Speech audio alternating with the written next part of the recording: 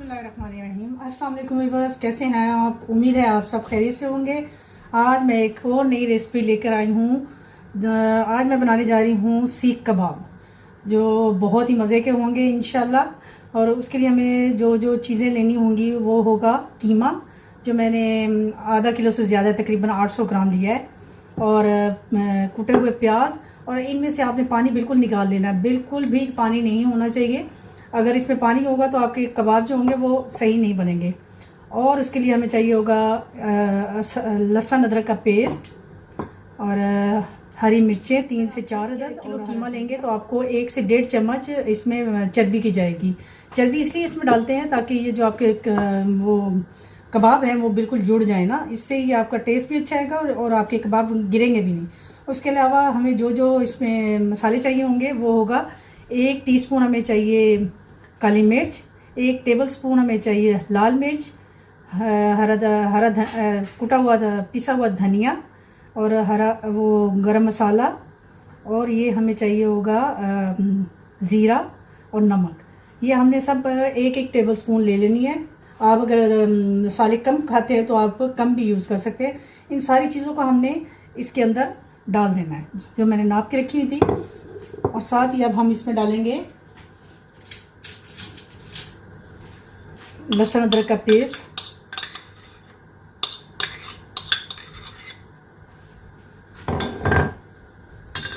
ये डालने के बाद अब हमें ग्लव्स की ज़रूरत होगी।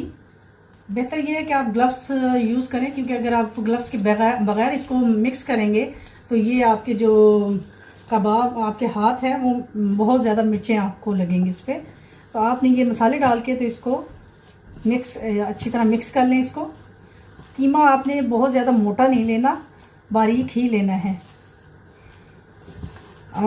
बारीक जो कीमा होता है उसके कबाब बहुत अच्छे बनते हैं, ना कि अगर आप मोटा लेंगे तो उसके आपको कबाब इतने अच्छे नहीं बनेंगे। बारीक कीमे के जो कबाब होते हैं वो ज़्यादा अच्छे बनते हैं। जब हम इसमें मसाले को मिक्स कर लेंगे तो फिर हम जो चर्बी हमने रखी हुई थी, ये चर्बी, इसको हम फूड प्रोसेसर में डालकर तो इसको मिक्स करेंगे हरी मिर्च और हरे धनिया के साथ। हमने जो हमारी चर्बी थी और हरी मिर्च और हरे धनिया को हमने चॉपर में डाल के उसको अच्छी तरह मिक्स कर लिया है। और चर्बी को आपने बिल्कुल बारीक कर लेना है, ज़्यादा अगर उसके चंक्स नहीं होने चाहिए। वो फिर ना टेस्ट में अच्छे लगते हैं और ना ही आपको वैसे अच्छा लगेंगे, देखने में भी नहीं अच्छे लगते। तो इसलिए ये हमने पीस लिया और अब हम इसमें शामिल करेंगे। ये मैंने नाप के इसमें 2 चम्मच डालूंगी। ये हमने डाल दिया। ये इसको करेंगे। अब हमने इसको इतना मिक्स करना है कि ये इसका लस आ जाए इसमें। लस ये कि जितना आप इसको जैसे हम आटे को गूंथते हैं उसी तरह बार बार उसको स्मूथ बनाने के लिए आपने इतना इसको करना है कि इसमें इसकी लस आ जाए। और इसमें थोड़ा सा ऑयल भी जाएगा, जो शायद मैंने आपको बताया नहीं है, लेकिन 1 से 1.5 चम्मच जो होगा ना वो ऑयल भी जाएगा इसमें थोड़ा सा। ये हम डालेंगे इसमें 1 से 1.5 चम्मच ऑयल की डाल दी हमने। अब हम इसको तकरीबन 10 से 1 मिनट तक आपने इसको बिल्कुल ऐसे करना है कि बिल्कुल स्मूथ हो जाइए, कि ये जो कीमा होगा ना आपका, ऐसे आप देखने में यूँ आपको लगेगा अभी तो ये अभी मिक्स नहीं हुआ, तो ये बिल्कुल ऐसे जैसे बिल्कुल साथ जुड़ा हुआ, ऐसे लस आ रही है उसमें। आपने ऐसे इसको गूंदना है।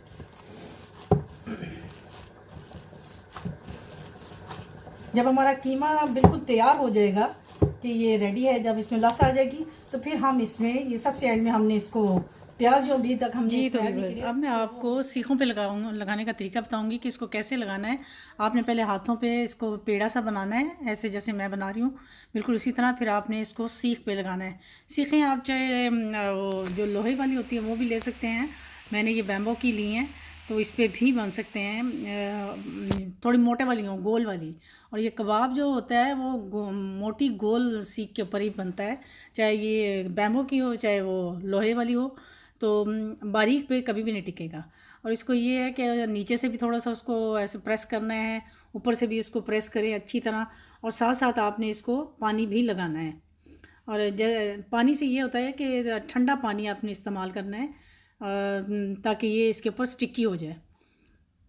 जी ये देखिए मेरे तकरीबन कबाब जो हैं ये जैसे मैं कर रही हूँ ऐसे नीचे से आपने इसको प्रेस करना है, फिर ऊपर से भी प्रेस करना है, बिल्कुल ऐसे ही।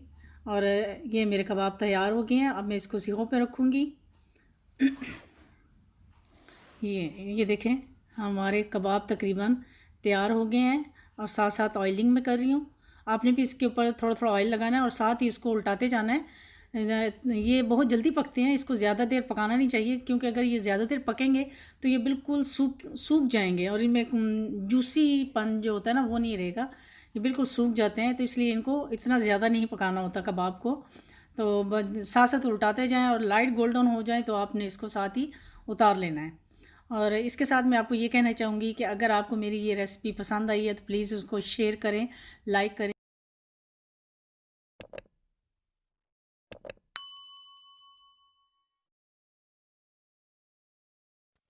जी व्यूअर ये देखिए हमारे कबाब तब तकरीबन रेडी हो चुके हैं, बहुत लाइट गोल्डन से मज़ेदार से। अब मैं इसको आपको डिश में निकाल के दिखाती हूँ।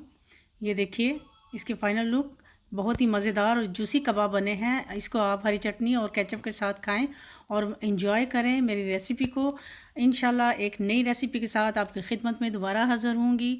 तब तक के लिए मुझे इजाज़त दीजिए। अल्लाह हाफिज़।